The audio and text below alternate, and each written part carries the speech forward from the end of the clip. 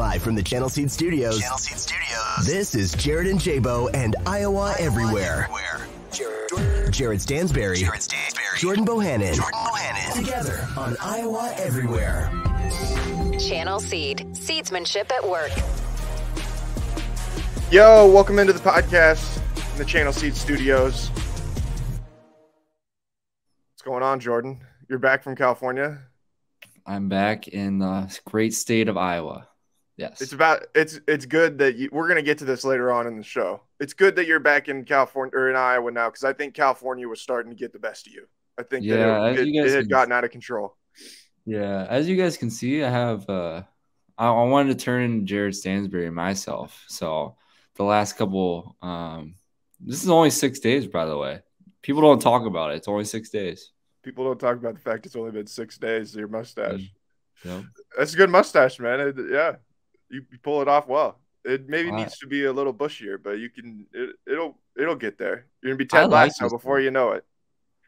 Yeah, I got called by a pedophile by my mom when I got home. So yeah, you hate to see the people who are supposed to have your back don't have your back. Just gun you. Yeah. I don't know. I like the look, but there's some people around me that when your mom calls you a pedophile, you might need to rethink the look, because your mom is going to think you look good no matter what. So if she doesn't think you look good, she thinks you look like a pedophile, then you might need to shave the mustache. Yeah, she's brutally honest, so that's why I love her. She's gonna lay down the truth. That's what we do. Keep it 100 with you. All right. Yeah. We got plenty of stories to get to here on today's podcast. The Big 12 wants to play football and basketball in Mexico. There's continuing conversations over whether or not two-time transfers will be able to play next season if they don't have their degree. And then we've got a handful of stories, including epic receipts of asking money back from Morgan Wallen for a canceled concert. So we're going to get to that later on in the show. But let's start with the Big 12 wants to play basketball and football in Mexico starting in 2024, working towards an agreement. They'll play football games in Monterrey. They'll play men's basketball in Mexico City and potentially move more sports or play more sports down there in the future. They want to play a Kansas and Houston basketball game in Mexico City. Interesting move, to say the least. I would like to hear the reasoning behind it from the Big 12 and get like a legitimate answer, because I find it hard to believe that stretching the Big 12 brand into Mexico is necessarily a massive business boom. And you'd be hard pressed to convince me that like, oh, we're trying to do this for recruiting or something like that, because I don't know of a single Division I men's basketball player that's come from Mexico. I'm sure that there is one, but I don't know of one, which makes me think that this is kind of a stretch if that's what the reasoning would be to try and go and do this. What do you think of playing basketball and football games in Mexico? Well, first comes the first, Jared. We all know this is not about money. This is about the kids and their education at their schools. So right away, you got to think about that, right, Jared? That's the only thing that matters out of this whole thing. But I don't know. I kind of have a little disagreement here, because the G League has a team in Mexico City, and I believe they're first in attendance. Really? I don't know how or why, but they must love their basketball down there. I'm not saying this might be a good idea necessarily for the Big 12, because I just don't.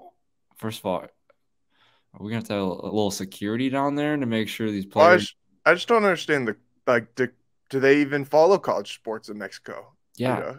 I mean, does it matter? Like, will people just show up anyway and be like, oh, they're playing basketball tonight, let's go watch some basketball?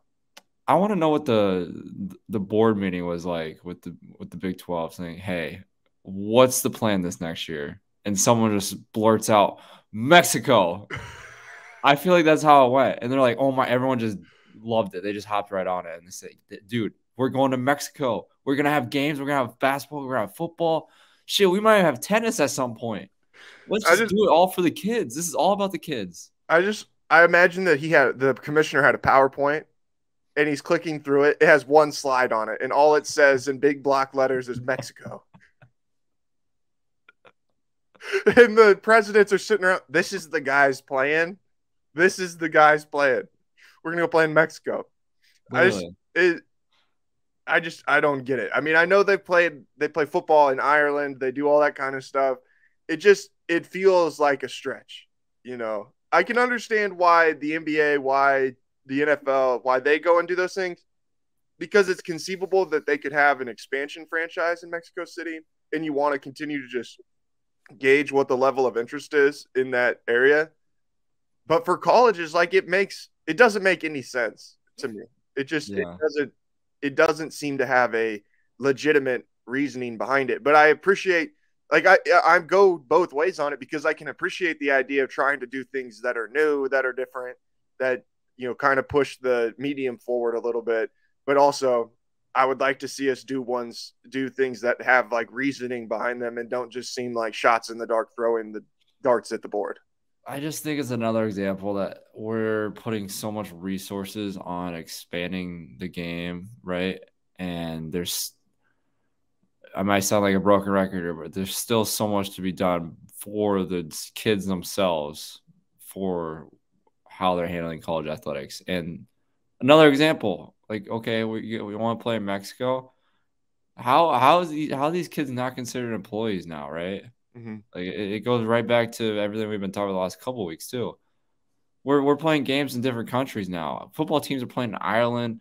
They want to play in Mexico now. Like, I was just talking to Hunter Dickinson the other week, and he was talking about his trip to London. I don't think that was talked about enough about how Michigan just went to London in the middle of the week and played a basketball game. Yeah. In the middle of the season. And we're considering, like, that's where we're putting our resources on is, okay, we're going to expand the game, great, but let's put our resources in a different direction first before we decide to go the route. Because right now, this is the route of professionals playing in a different country. Yeah, it just is. Did you guys play in Mexico City? Did you play in Mexico City? No. We No. didn't. Oh, okay. I was going to say, I feel like you would have told me at some point if you're like, yeah, we're going to play the Mexican G League team. Yeah, it was they had a lot of Mexican natives on their G because they came. We had a back-to-back with them in Des Moines, and they have some good ball players in Mexico. Surprisingly, I didn't think the natives they have on their team they can play. They got some hoopers. I mean, I believe they could play. I don't know why we've never seen them in college basketball. Yeah, it's a bizarre move. I agree. And they also came out yesterday and said that they're going to modernize their broadcasts, like do what the XFL's done and be doing in-game interviews and things like that with their coaches, like, which I think those are the kinds of things I'm all behind that. Like, that's all cool. We can do all those kinds of things and make the games more interesting or make the games a little bit more fun, add new wrinkles to the games. I just think it's weird when we're going to ask Kansas or Houston, two of the best atmospheres in college basketball, to give up a home game to go and play in Mexico City. Yeah, that's a good point. I never thought about that. They're literally basically giving up a slot on their schedule. Yeah. And making it a neutral site game, which is huge because the teams themselves are huge powerhouses. And that one game can mean a hell of a lot for their season. And imagine how Kelvin Sampson or Bill Self will feel about it if they've got to play in Mexico City on Saturday and then turn around and play on Big Monday against Iowa State and Ames or something like that. Like, they're going to be like, fuck this shit. I'm not trying to go to Mexico. That's going to ruin their schedules too. Like, traveling, you're basically losing a day in your week as a team to practice, to prepare for a game. So I would imagine those teams that are playing in Mexico, they're going to have like a 1 day, 2 day prep flying back into the States against I'm assuming they're going to play someone else really good in one of those teams. Yeah. Well, you can't avoid people that are really good, really, playing in some of these leagues, especially the Big 12 with the way it is now. There's just so much to still sort out with college basketball, especially here throughout this offseason. The guys that are transferring for the second time in their careers now is going to become a story as we get closer and closer to the season, whether or not the NCAA is going to let some of these guys play. The Athletic talked to Mike Boynton, who had two from Oklahoma State, who had two guys transfer out who had already transferred before. Musa Cisse, who was the Big 12 Defensive Player of the Year in 2022, and then Woody Newton, who was one of their rotational guards. Both guys had already transferred at one point in their career. And Boynton told the Athletic, quote, "They think they'll figure it out. They'll get enough sympathy publicly by some sob story coming out in the press and somebody latching onto it on social media that they'll be viewed as a victim somehow, and that'll all be taken care of. And in some ways, I can see how they'd think that. We don't have any precedents that the NCAA, especially recently, is going to stand up and try to hold anybody accountable to anything." Man, that is a really he really went two different directions there with that quote. One, to kind of throw the kids under the bus a little bit, which is sad to see from Mike Boynton, who I think is a good coach and has seemed to be like a good players coach from what I've been able to gather as he's been at Oklahoma State. To say that about two guys that are leaving his program, so how they're going to have a sob story about being able to play. But then I think he's right. Like, the NCAA has no precedent for actually being able to enforce any of this stuff. So it's like, I can understand where the sour grapes are coming from on Mike Boynton's side, because this is supposed to be a rule. But at the same time, can you be mad about it? Because like, we have no understanding that they're actually going to enforce the rules at the end of the day. Yeah.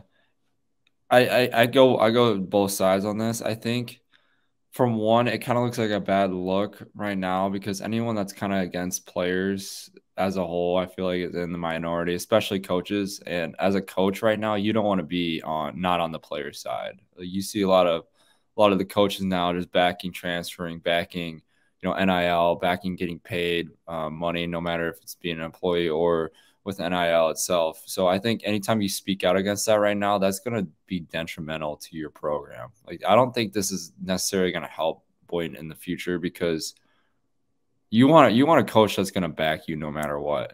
And that's obviously not backing players. And if I was a player looking for a school, that I would see that I'd probably not want to go there because you have a guy that's not necessarily for you. And if they want to take the side of the NCAA, that's the problem in itself too, because like you said, they're not going to force shit if they're had any in the president before.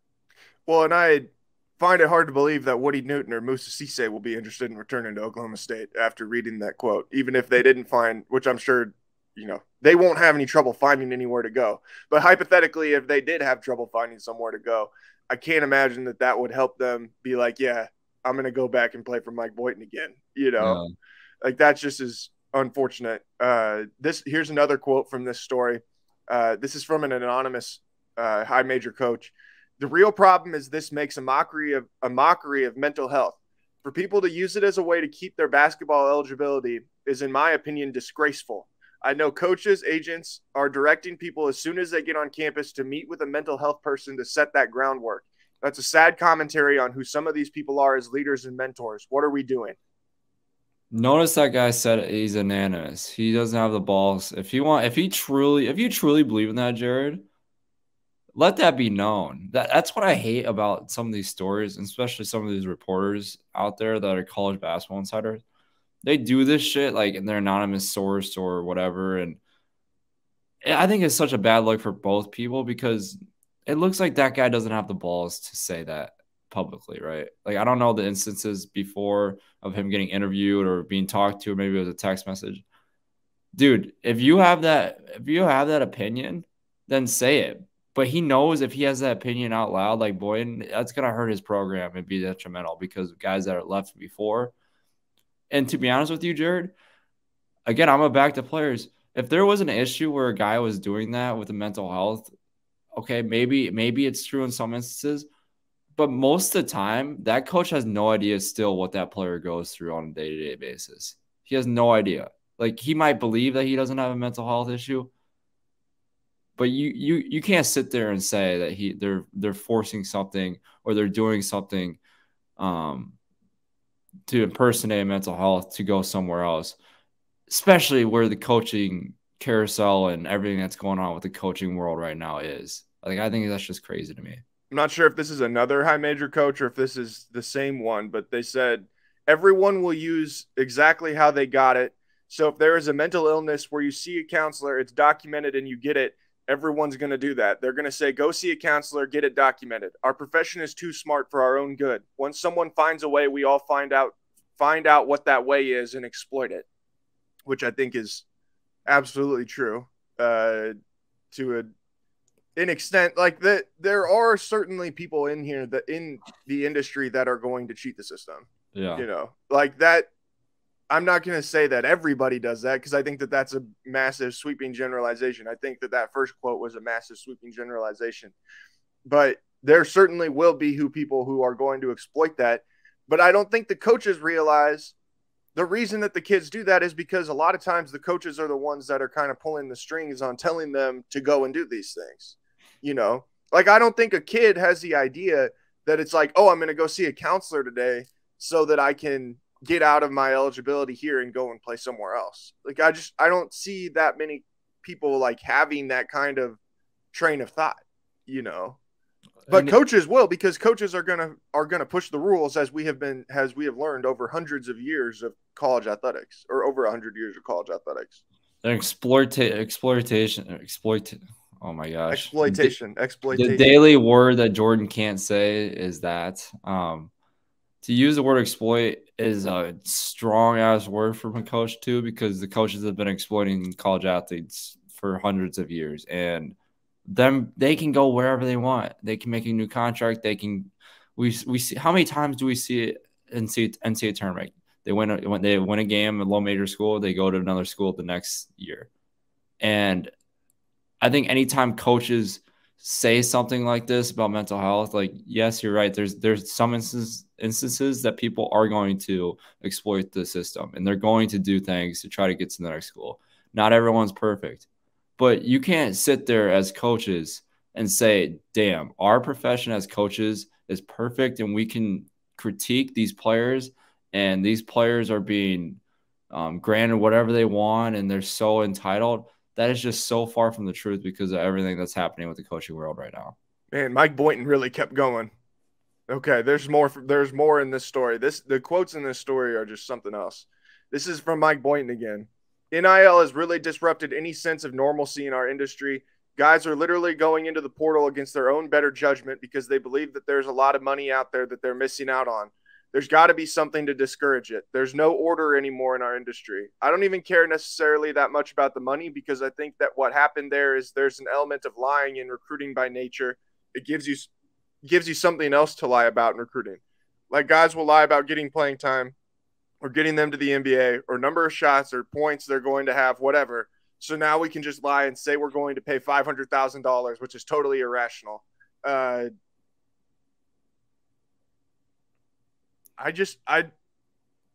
don't think that anybody's being lied about getting their money. Like, yeah, there might have been some instances in which people were not getting their money in timely fashions or things like that. But if the people were being promised money and weren't being given it consistently, and was like a rampant thing across the country, we would know that.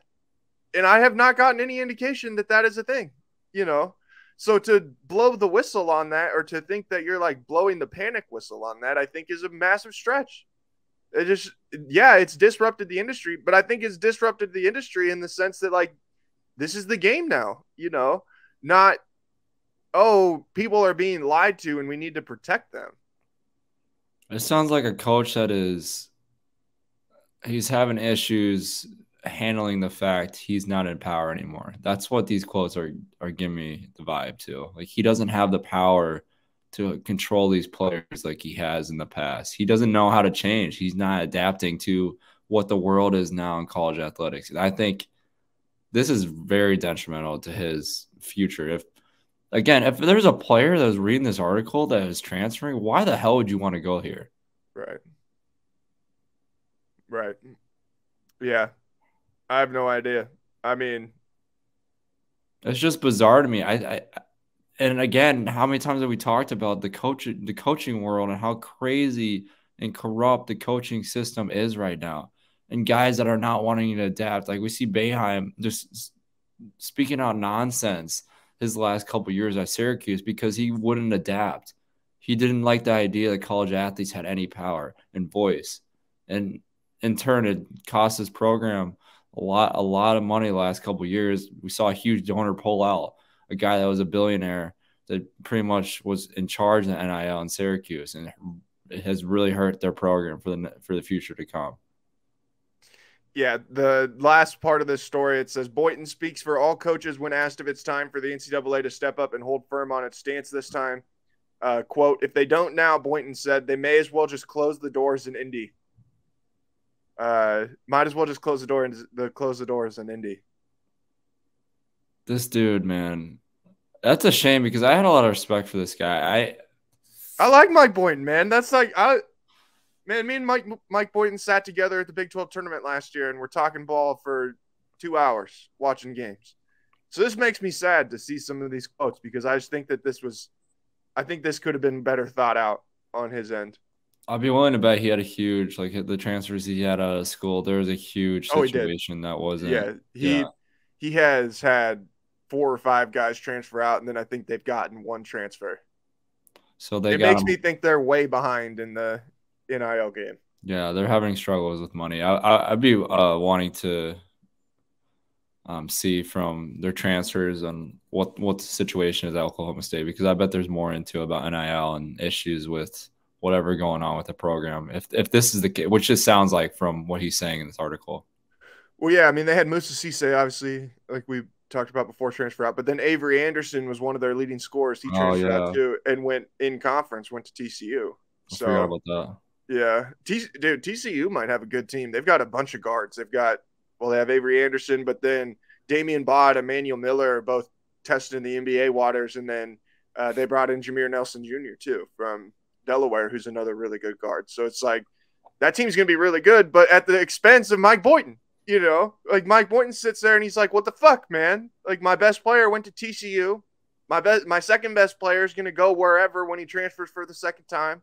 You know, like his team's just been completely gutted, probably because his school can't compete in the sense of NIL, and it's just like there's some sour grapes there, I can imagine. Yeah, a little insecurity definitely going on right there. Well, I don't even know, like if you're a coach, how much can you feel, or like how much can that be insecurity if your school just doesn't have the infrastructure? Like that's not your fault.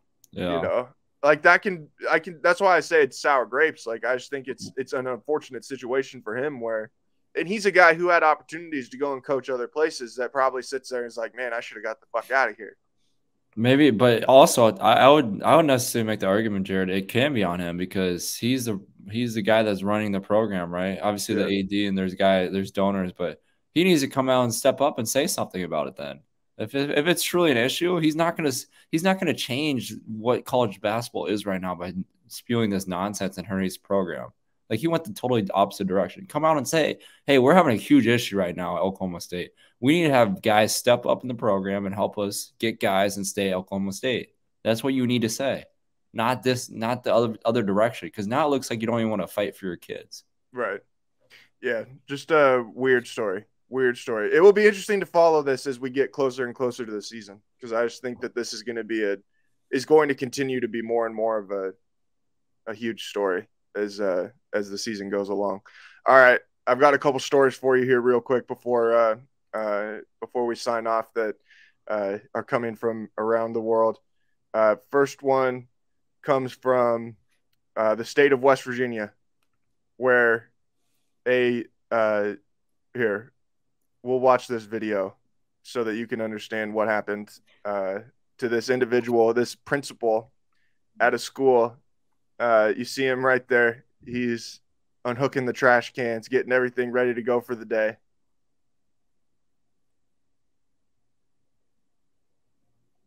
What the And a black bear pops out. Are we serious? Yeah. What's your reaction at this moment that trash lid pops up? I'm out. I'm gone. Oh, hell no. This girl didn't even look worried in the door. What do you think how'd the bear end up in the trash can? That's what I'd like to know. And he closed the lid? How smart is this bear? Right.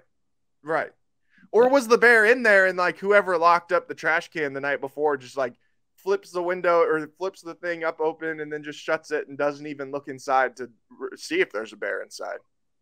Well, I mean, how smart is that bear to have some shelter? I'm assuming he slept there overnight. He had a little house, probably had a little pillow on there at this rate. Holy shit. Yeah, that's a tough scene. All right, this story comes from Virginia.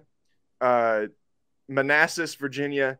A large snake brought traffic to a stop at an intersection in Prince William County, Virginia. The snake was in an electrical panel at the intersection of Prince William Parkway and Sudley Manor Drive and caused a power outage on Monday. The Prince William County Police Department said in a statement, the police officer and an animal control officer worked together to remove the snake from the panel and release it in an unharmed area. The snake was so large that it flipped a breaker switch that shut off the signal, but it didn't damage anything inside of the box. It's believed that the snake had been living in the box for a while due to molten skin found inside. So the next time that you get up to the intersection and the lights are flashing, instead of like actually going up and down, just assume that there's a massive snake in that intersection electrical box. Dude, I tell you what, the snakes scare the living shit out of me. I watched Snakes on a Plane when I was a little kid. I think that honestly traumatized me. I don't know. Have you seen that movie? No, but I know the general gist of it.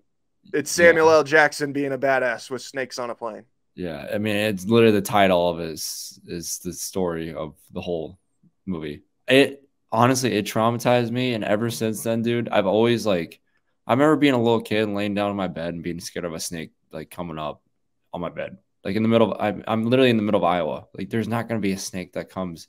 There could be. Oh yeah, there could be. I think it traumatized me, dude. It honestly did. Not it could be I don't know.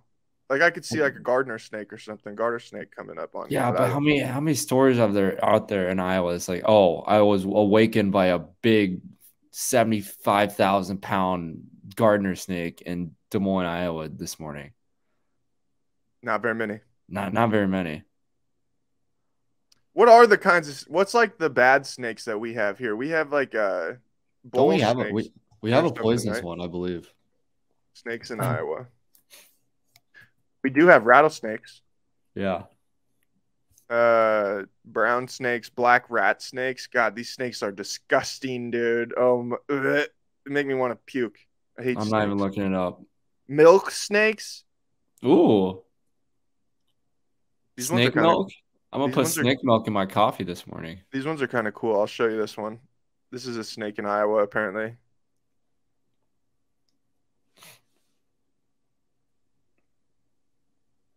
What do you think of that? If you saw that snake in your bed, what are you thinking? I'm pissing, I'm shitting, and I'm throwing up. All three of those combined. Hell no. Hell no. Yeah. That is that's terrifying. Dude, they are weird creatures, dude. I hope I never encounter one of those. Apparently they're in Iowa. I don't know. We'll see if it's got. That's a no for me. All these. Oh man, they're all over the place. Dude, look at this. Oh my gosh. Can we look up Lynn County?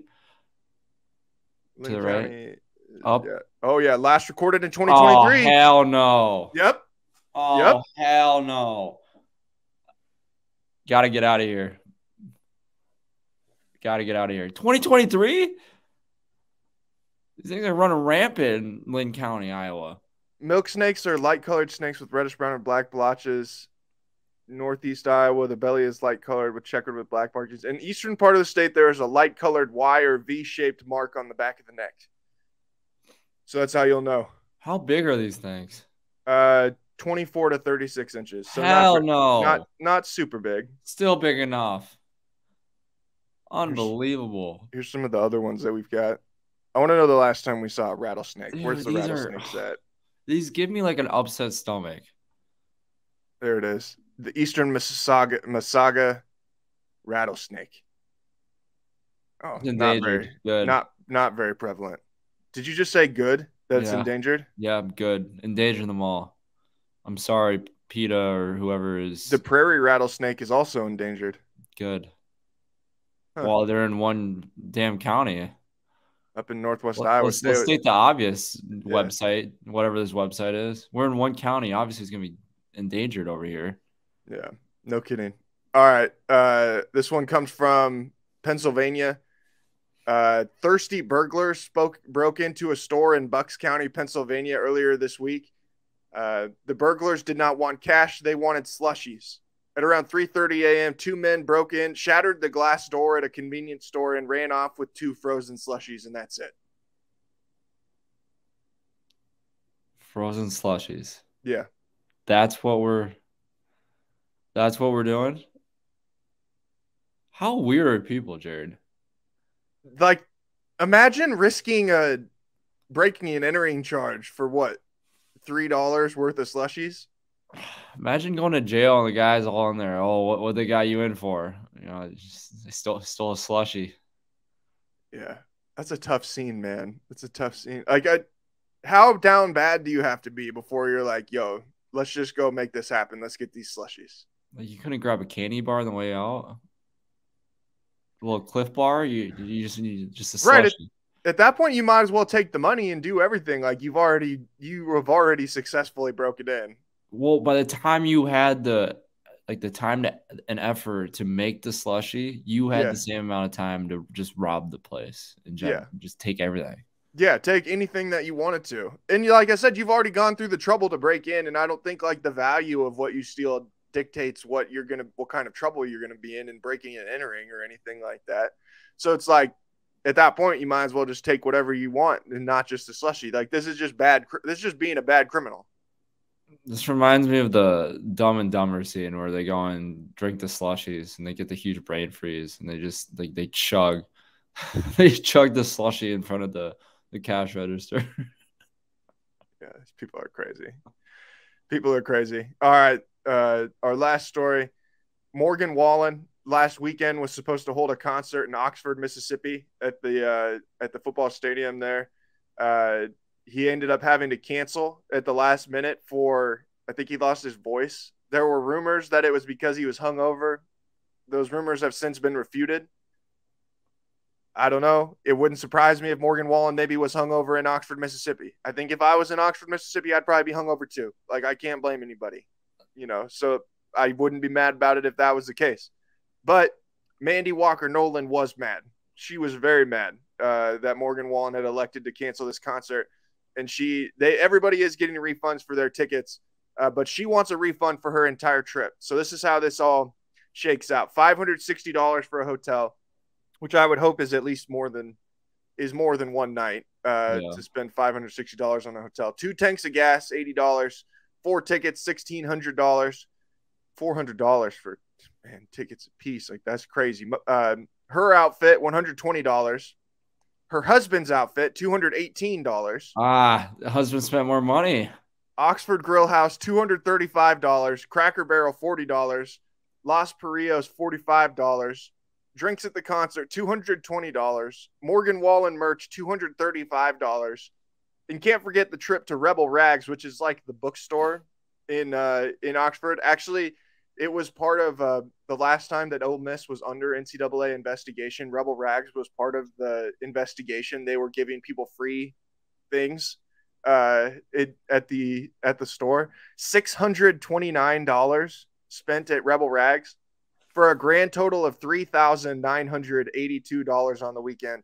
Does Morgan Wallen owe Mandy almost $4,000? Here's the thing: if you have that amount of money, like spending that's an absurd amount. Like, yeah, for one weekend, you could do a lot of things with that money. Yeah, like I think you could have budgeted your money a little better there if you're going to a concert. There's just one concert. Like, I went to a festival this summer or last weekend. Speaking of which, I've got I think I have a look of what I think the husband's outfit, what I think it looked like, why it probably cost $218. We'll take a look here. This is reportedly the outfit.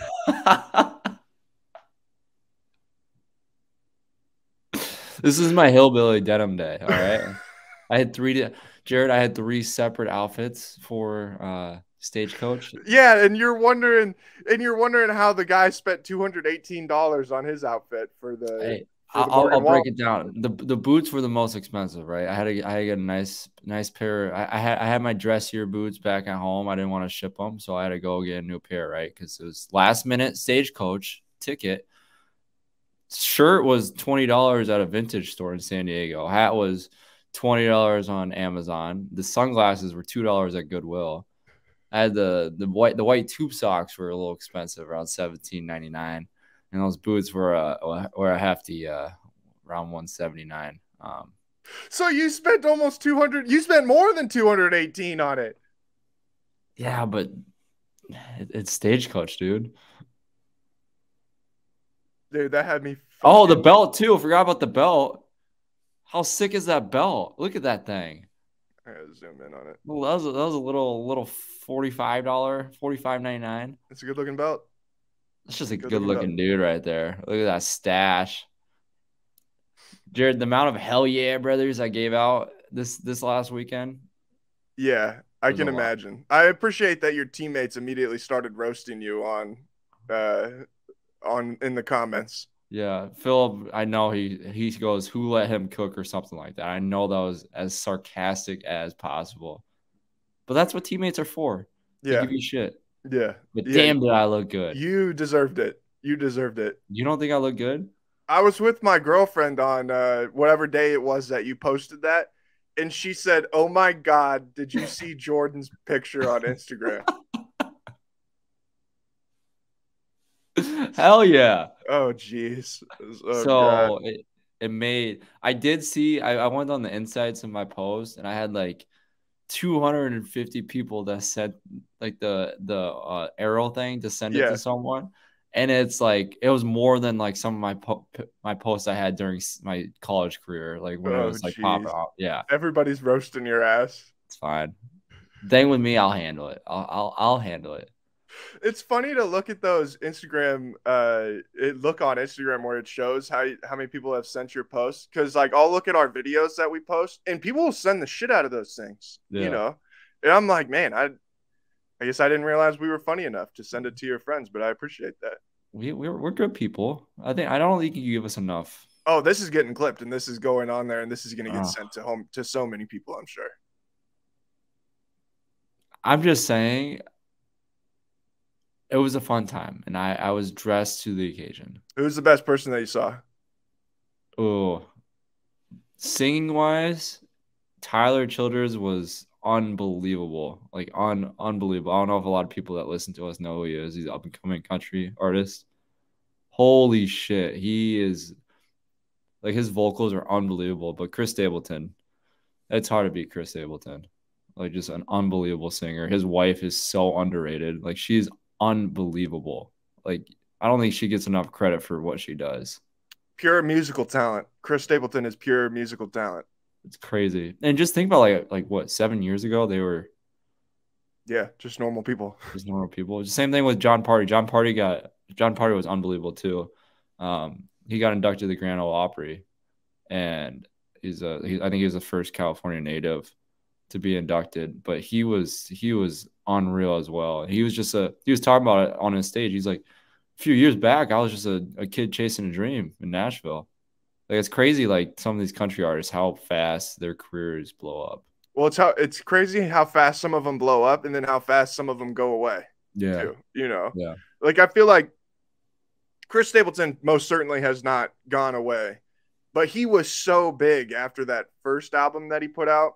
And then I feel like now, you know, like there's other people that have kind of surpassed him at this point. But it's like everybody's like a shooting star kind of in country music. I don't know how much staying power some people have, you know. The thing that's so great about country music, like that's all I listen to is country music. There's such a diverse like audience and singers. Like Morgan Wallen is definitely as far probably from country music now from where he started. Like he sings a lot of like pop country, but yeah, every song now sounds the same. Yeah. But like Chris Stapleton, like his audience, like we went to Kane Brown. Kane Brown was a headliner on Saturday night. He's an unbelievable performer, but I mean, he's country, obviously. He grew up as a country boy and everything like that, but he's not, his country music is a lot different compared to Chris Stapleton listener. Mm-hmm. Like they're just the environment from a Kane Brown headliner to a Chris Stapleton the next night, Jared, it was hilarious. It was Wasn't so Kane much. Brown at Kelsey Fest too in Kansas City?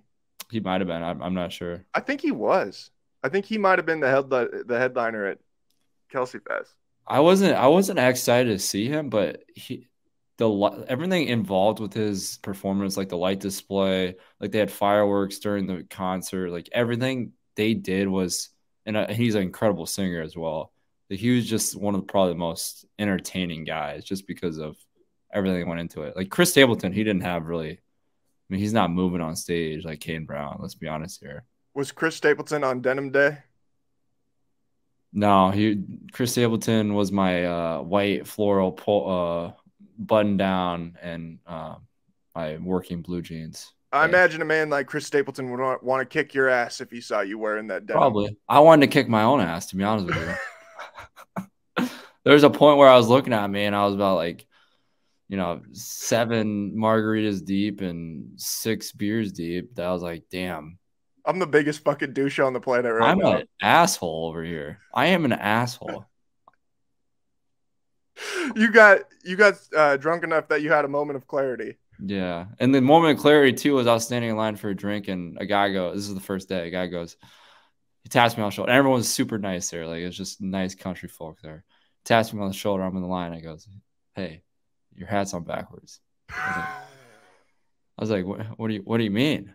He's like, your cowboy hat. I didn't want to embarrass you and yell something. I just decided to come up to you. And there's 150,000 people there. Like, it's a huge ground. Like, there's a ton of people. He's like, your hat's on backwards. You gotta put the size. It's supposed to go on the front, and the taco side is supposed to be on the front.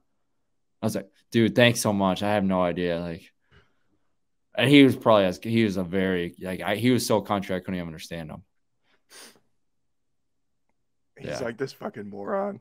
This guy's an idiot. But the great thing is, I had a great ass time. Hey, that's all that matters. That's all that matters.